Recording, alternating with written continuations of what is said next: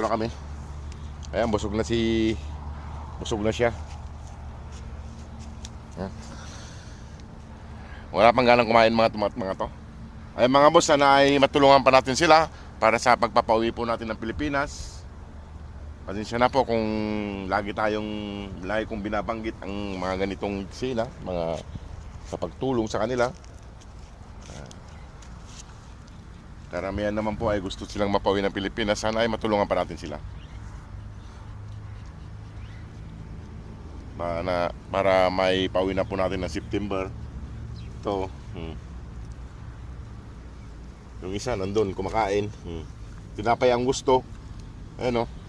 Tinapay ang gusto nung si Milky. Pero dami silang pagkain dito. Maraming pagkain.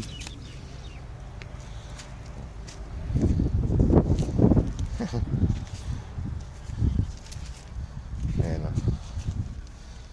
Magkakapatid na malalaki. Malalaki, damulag.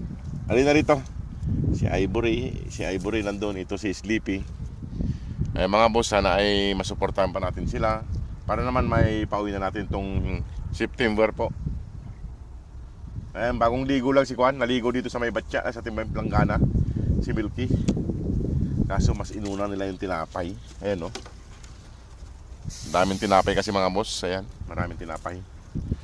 Ayan. Marami ring tinapay pa tsaka Kwan dito kanin. Ulam po nila ay atay ng manok. Kain na. Halika rito, Ivory.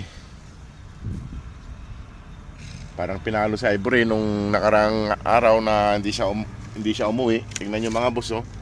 Yung hita niya sa likuran, medyo namaga siya. Medyo namaga. Dito banda, namaga yung hita niya. Ayan. Ayan o. Medyo paikay-ka siyang maglakad.